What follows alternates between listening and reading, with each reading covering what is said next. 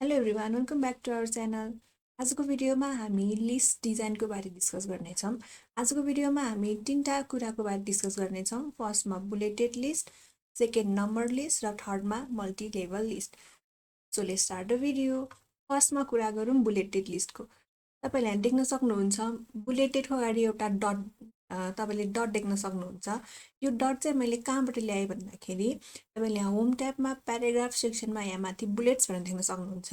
यसमा क्लिक गर्नुभयो भने चाहिँ तपाईँले बुलेटहरू राख्न सक्नुहुन्छ। त्यो कसरी गर्ने भन्दाखेरि फर्स्टमा एउटा लिस्ट बनाऊँ, हटाइदिउँ। मैले यहाँ यति लिस्ट बनाएँ। अब यो लिस्टमा तपाईँले बुलेट्स कसरी राख्ने त भन्दाखेरि फर्स्टमा लिस्टलाई सेलेक्ट गर्ने। सो लिस्टमा सेलेक्ट गरेपछि तपाईँले यहाँ बुलेट्समा क्लिक गरिदिनु भने चाहिँ यसरी बुलेट बस्छ। अब तपाईँले बुलेट्सको डिजाइन चाहिँ मन परेन, अब अर्कै राख्न चाहनुहुन्छ भने पनि तपाईँले राख्न सक्नुहुन्छ। बुलेट्सको साइडमा तपाईँले ड्रप डाउन एरो देख्न सक्नुहुन्छ। यहाँ क्लिक गर्नु भने बुलेट लाइब्रेरी देख्न सक्नुहुन्छ यहाँ तपाईँले। सो तपाईँले यहाँबाट चाहिँ as your wish bullet select गर्नु भएर राख्नु हुँदा पनि हुन्छ। कुनै पनि बुलेटमा यसरी क्लिक गरिदिनु, त्यो बुलेट्स यसरी बस्छ। अथवा तपाईँलाई सिम्बल्सहरू चाहिँ बुलेट्सको फर्ममा राख्न चाहनुहुन्छ भने पनि तपाईँले राख्न सक्नुहुन्छ। फेरि त्यही ड्रप डाउन एरोमा क्लिक गर्नुभयो भने तपाईँले यहाँ डिफाइन न्यू बुलेट भनेर देख्न सक्नुहुन्छ। त्यहाँ क्लिक गर्नुभयो भने तपाईँले बुलेट क्यारेक्टरमा सिम्बल भनेर देख्न सक्नुहुन्छ। त्यहाँ क्लिक गर्नुभयो भने चाहिँ तपाईँले यहाँ सिम्बल्सहरू देख्न सक्नुहुन्छ। सो यहाँबाट तपाईँले सिम्बल कुनै पनि सिम्बलहरू सेलेक्ट गरेर चाहिँ तपाईँले राख्न सक्नुहुन्छ। सो कुनै पनि सिम्बल्स तपाईँले यहाँबाट सेलेक्ट गरेर चाहिँ तपाईँले ओके क्लिक गर्नुभयो भने तपाईँले यहाँ प्रिभ्यू पनि गर्न सक्नुहुन्छ। ओके क्लिक गर्नुभयो भने चाहिँ यसरी बुलेट्सहरू सिम्बल्सलाई चाहिँ बुलेट्सको फर्ममा पनि राख्न सक्नुहुन्छ। अथवा तपाईँले बुलेट्सको कलर पनि चेन्ज गर्न सक्नुहुन्छ। त्यसको लागि फेरि ड्रप डाउन एरोमा क्लिक गर्ने, यहाँ फेरि डिफाइन न्यू बुलेट्समा अब चाहिँ तपाईँले फन्टमा क्लिक गर्नुपर्ने हुन्छ। सो फन्टमा तपाईँले यहाँ तल फन्ट कलर भनेर देख्न सक्नुहुन्छ। यहाँ नो कलर भएको छ अहिले। यसको साइडमा रहेको ड्रप डाउन एरोमा क्लिक गर्नुभयो भने चाहिँ तपाईँले यहाँ कलर्सहरू देख्न सक्नुहुन्छ।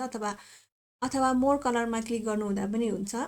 तपाईँले यहाँबाट कुनै पनि कलर सेलेक्ट गर्नु भएर यहाँ प्रिभ्यू गर्न सक्नुहुन्छ। त्यसपछि ओकेमा क्लिक गरिदिनु भयो भने चाहिँ त्यो बुलेट चाहिँ त्यो कलरमा कन्भर्ट हुन्छ। अब हटाउने हो भने फेरि त्यही बुलेट्समा क्लिक गरिदिनु भने चाहिँ यसरी हटिन्छ। अब कुरा गरौँ नम्बर लिस्टको। नम्बर लिस्ट कसरी राख्ने भन्दाखेरि फर्स्टमा लिस्ट सेलेक्ट गर्ने, साइड तपाईँले यहाँ बुलेट्सको साइडमा नम्बरिङ भन्ने देख्न सक्नुहुन्छ। यसमा क्लिक गरिदिनु भने चाहिँ तपाईँले नम्बर लिस्ट पनि बनाउन सक्नुहुन्छ। सो नम्बर लिस्टमा चाहिँ तपाईँले अल्फाबेट्सहरू पनि राख्न सक्नुहुन्छ, रोमन नम्बरहरू पनि राख्न सक्नुहुन्छ। कसरी गर्ने त भन्दाखेरि साइडमा रहेको ड्रप डाउन एरोमा क्लिक गर्ने, यहाँ तपाईँले नम्बरिङ लाइब्रेरी देख्न सक्नुहुन्छ। यहाँबाट तपाईँले अब अल्फाबेटमा चाहेको हो कि रोमन नम्बरमा चाहेको हो सेलेक्ट गरेर राख्नु हुँदा पनि हुन्छ। यसमा क्लिक गरिदिनु भने चाहिँ यसरी नम्बर बस्छ।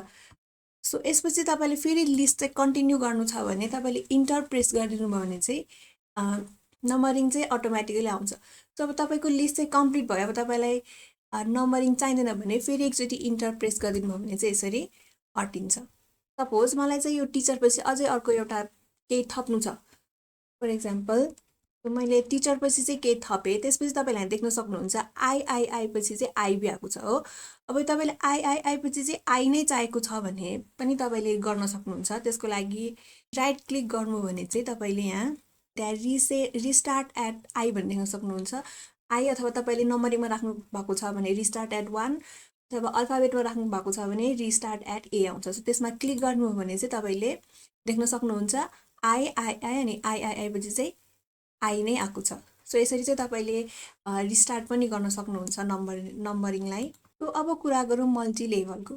सपोज मलाई यो सेक्सन पछि चाहिँ अझै लिस्ट बनाउनु छ होइन, अब यसको अझै सब हेडिङ बनाउनु छ भने चाहिँ अब तपाईँले कसरी बनाउन सक्नुहुन्छ भन्दाखेरि तपाईँले इन्टर प्रेस गर्नुभयो, सेम लेभलमा आयो। त्यसपछि किबोर्डमा ट्याब प्रेस गरिनु भने चाहिँ अर्को एउटा लेभल बन्छ। अब तपाईँले यहाँबाट चाहिँ मल्टी लेभल बनाउन सक्नुहुन्छ। सेक्सनको चाहिँ अब मैले सेक्सन ए बनाइदिएँ। त्यसपछि फेरि इन्टर प्रेस गर्नुभयो, सेम लेभलमा आउँछ। यसमा फेरि सेक्सन बी राखेँ। फेरि इन्टर प्रेस गर्नु सेम लेभलमा आउँछ। अब त्यो सेक्सन बीमा पनि तपाईँले अर्को लेभल बनाउँछ भने फेरि ट्याब प्रेस गरिदिनु भयो भने चाहिँ अर्को एउटा लेभल बन्छ। अब यसमा तपाईँले फेरि लेभल बनाउन सक्नुहुन्छ बोइज, त्यसपछि फेरि इन्टर गर्ल्स, फेरि इन्टर सेम लेभलमा आउँछ। फेरि तपाईँले ट्याब प्रेस गर्नुभयो भने अर्को एउटा लेभल बन्छ। फेरि तपाईँले यसरी लिस्ट बनाउन सक्नुहुन्छ। फेरि इन्टर, तपाईँले इन्टर प्रेस गर्नुभयो फेरि सेम लेभलमा आयो, फेरि अर्को एउटा लिस्ट बन्यो। फेरि तपाईँले इन्टर थिच्नु भने चाहिँ गर्ल्स सँगको लेभलमा लिस्ट बन्छ। फेरि इन्टर प्रेस गर्नुभयो सेक्सन बी सँगको लेभलमा, फेरि तपाईँले इन्टर प्रेस गर्नुभयो सेक्सनसँगको लेभलमा। सो यसरी चाहिँ तपाईँले मल्टी लिस्ट बनाउन सक्नुहुन्छ, नम्बर लिस्ट बनाउन सक्नुहुन्छ र बुलेट लिस्ट बनाउन सक्नुहुन्छ। सो आजको भिडियोमा यति नै, बाँकी कुरा हामी नेक्स्ट भिडियोमा सिक्नेछौँ। Thank you.